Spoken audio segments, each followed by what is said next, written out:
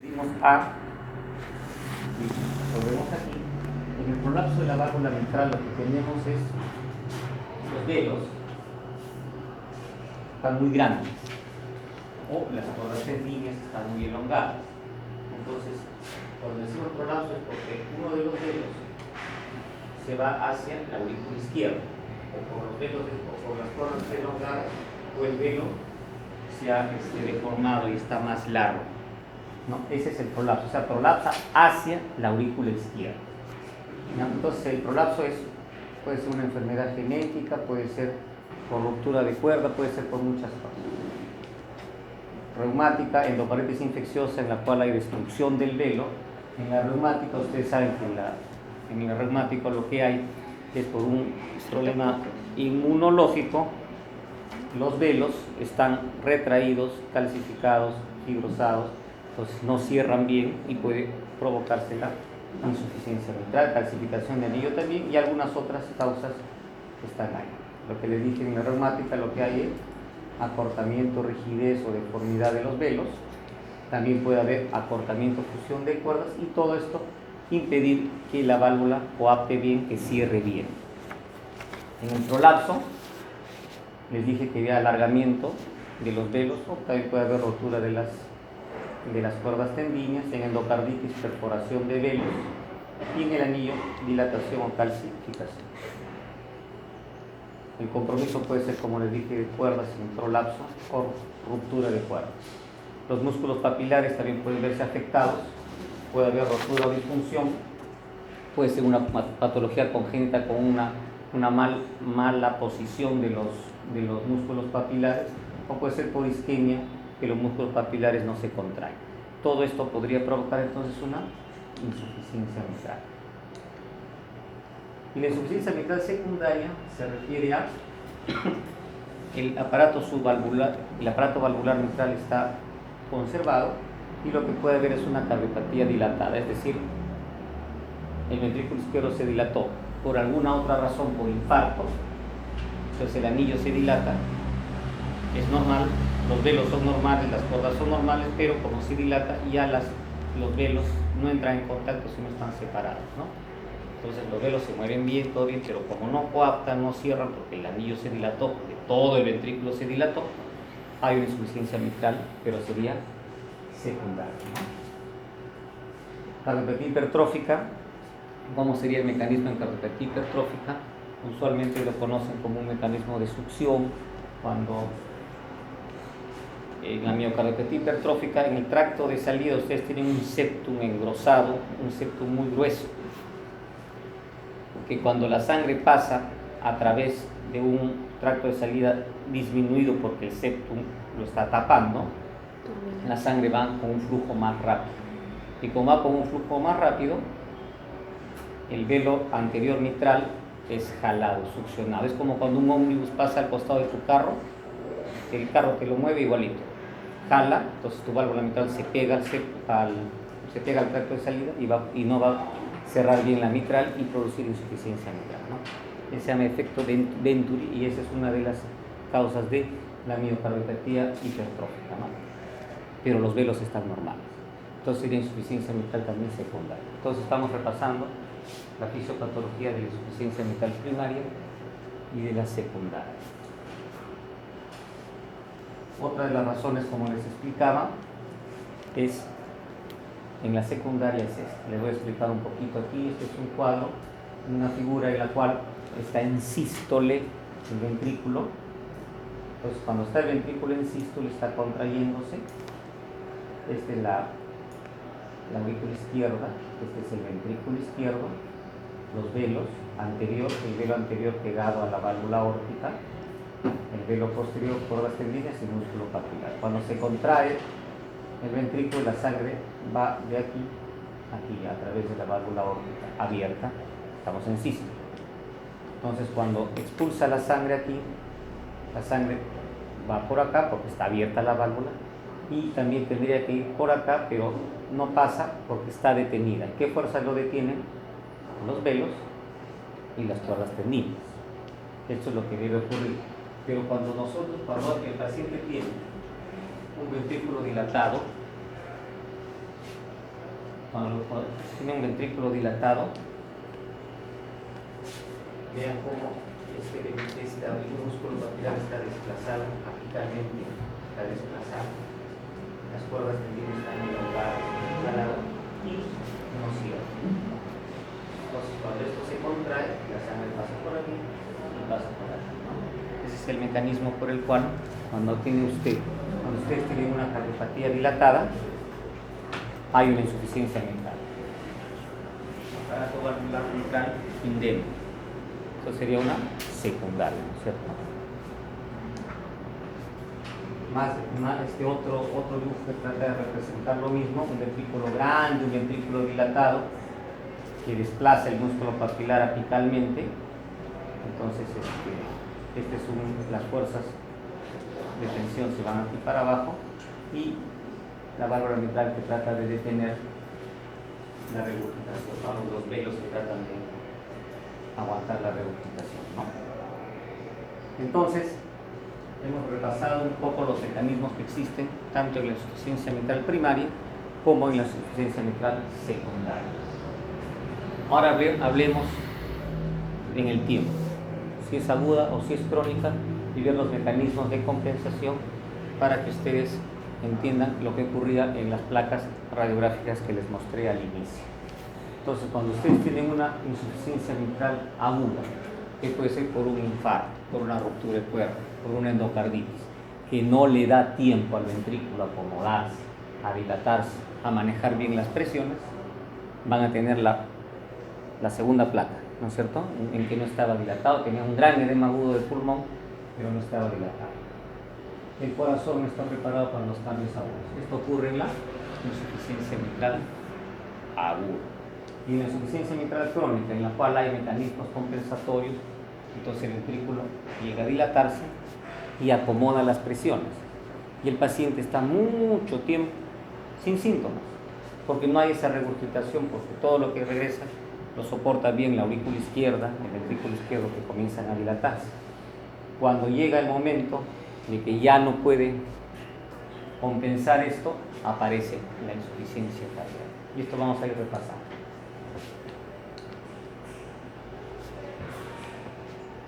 Entonces, lo que les explicaba, ¿cuál es la fisiopatología de la insuficiencia mitral? Tenemos que el ventrículo izquierdo en sístole expulsa la sangre. La sangre tiende a irse tanto hacia la aorta como hacia la aurícula izquierda. Si el paciente tiene una insuficiencia mitral, entonces esta sangre, este volumen que eyecta el ventrículo izquierdo se va a dividir en dos. Se va a dividir, un porcentaje va hacia la aorta, lo que debe ir normalmente, y el otro porcentaje se va hacia la aurícula izquierda. Entonces tu gasto cardíaco anterógrado, lo que hace adelante, está disminuido. ¿Por qué? Porque se va a dividir en dos, ¿no es cierto? Entonces la cantidad de sangre que va a regresar depende del orificio de insuficiencia mitral, gradiente de presiones VI y lo que dice acá, de la resistencia que se oponga al vaciamiento del ventrículo izquierdo. ¿Qué significa eso? La sangre, un líquido, tiende a irse a donde hay menos resistencia. Entonces, cuando se contrae en sístole, se va a ir tanto a la aurícula como a la aorta.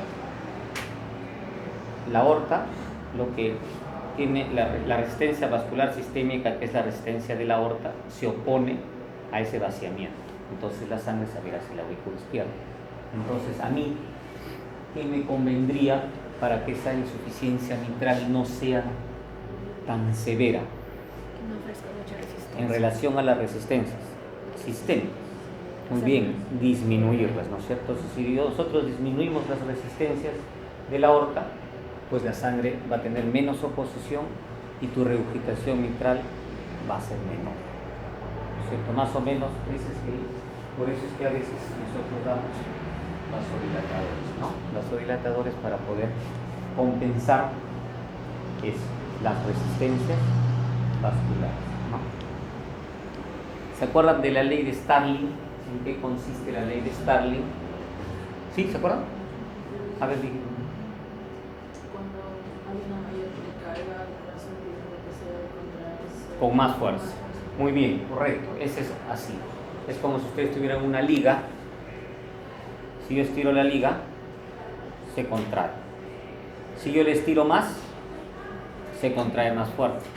Si le estiro más, se contrae más fuerte. Pero va a haber un momento en que la voy a estirar tanto que se va a romper y ya no se va a contraer más, al contrario, ¿no?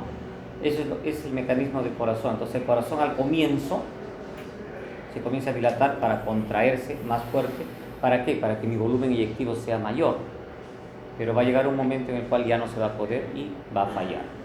Cuando falla, la contracción va a disminuir. Y ahí entra el concepto de fracción de eyección que les voy a explicar en este momento. Es lo que dice aquí, ¿no? El ventrículo usa la ley de Frank-Starling.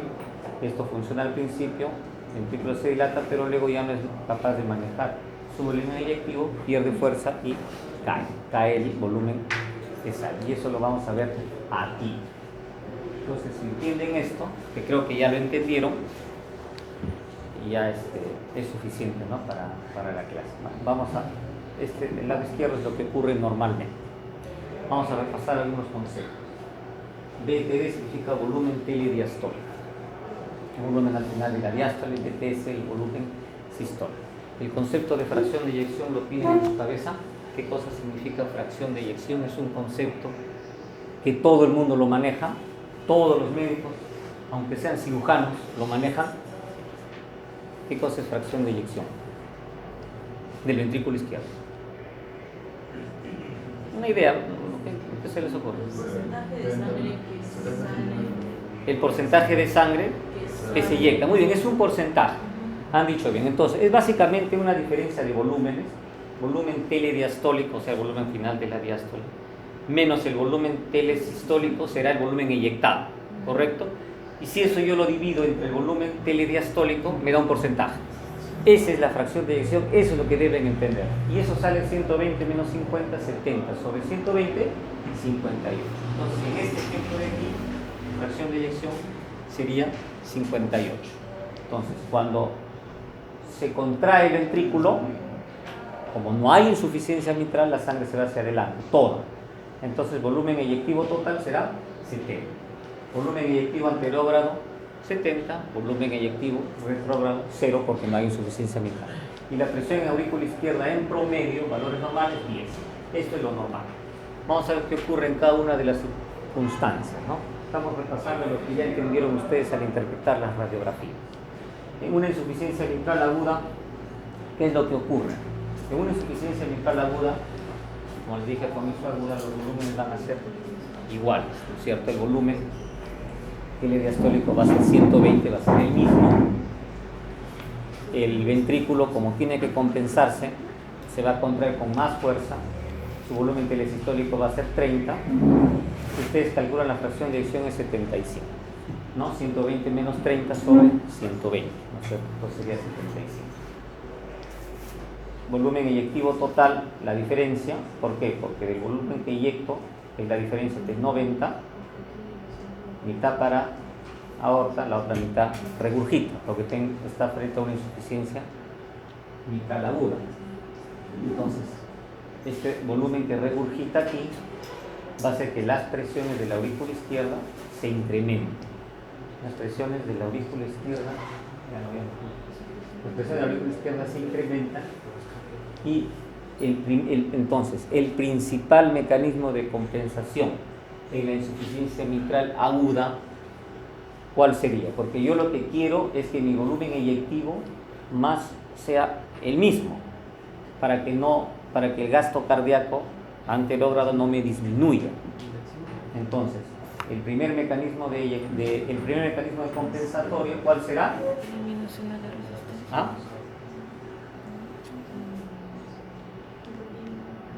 Primer mecanismo compensatorio, ¿cuál será?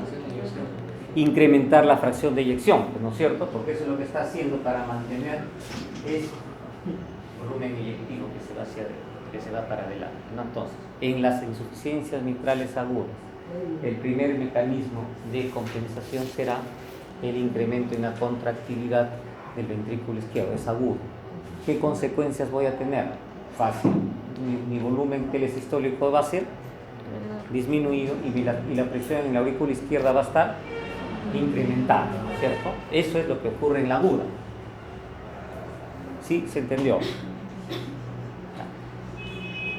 El paciente no va a tener muchos síntomas hasta que ya no pueda compensarse. Vamos a ver qué ocurre en la insuficiencia crónica compensada en el tiempo.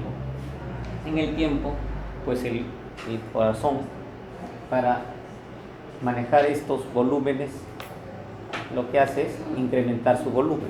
Por ley de Frank Starling, entonces se distiende. ¿Para qué se distiende? Para tener mayor volumen eyectado. Entonces, miren, ya ahora el volumen telediastólico es 200. El volumen telesistólico, o sea, lo que va a contraer es 60. Tu volumen eyectivo total será la diferencia, 140. ¿Cómo se divide esos 140? Este es un ejemplo, no es que siempre sea la mitad. Para que se entienda, la mitad para anterógrada, la otra mitad retrógrada, ¿no? Pero como es crónico, ven que se distiende tanto el ventrículo izquierdo como la aurícula izquierda para poder manejar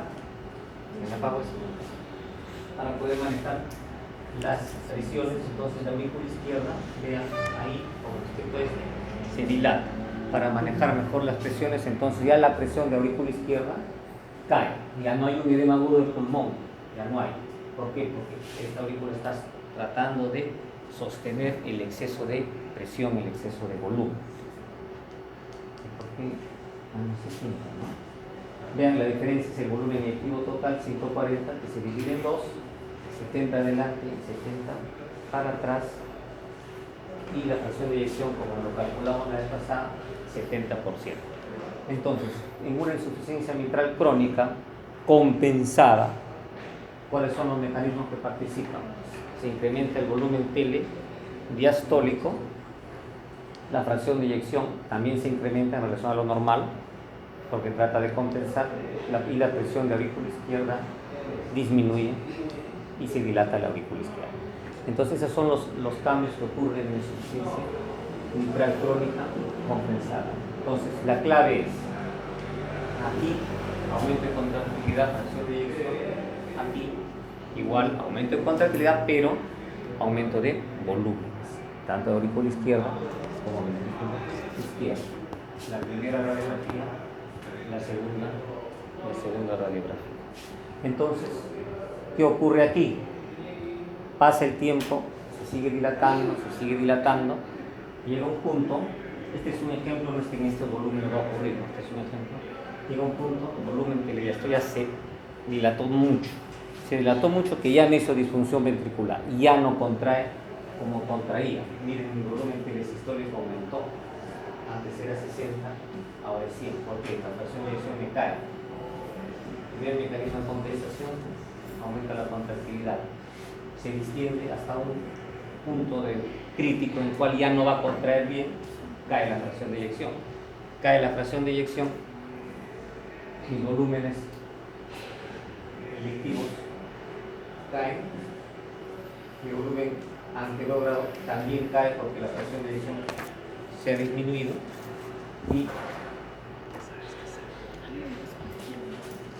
las presiones en la aurícula izquierda también se incrementan. Entonces, la clave aquí, ¿cuál sería? Cae la fracción de eyección, los volúmenes se incrementan, cae la fracción de eyección, pero las presiones, digamos, intracavitarias de la aurícula izquierda se incrementan, porque ya no es capaz de compensar. Falló la contractilidad, aumentaron las presiones y aumentaron los volúmenes. Esto es lo que ocurre tanto en una insuficiencia mitral aguda, una insuficiencia mitral crónica compensada y una insuficiencia mitral crónica descompensada. ¿Esa presión de la aurícula izquierda aumenta para que no haya regurgitación? No, aumenta no es consecuencia de se regresó. Entonces, tiene más volumen, tiene más presión. Se regresó. ¿Se entendió? Sí se entendió. Entonces, si les preguntan, ya saben.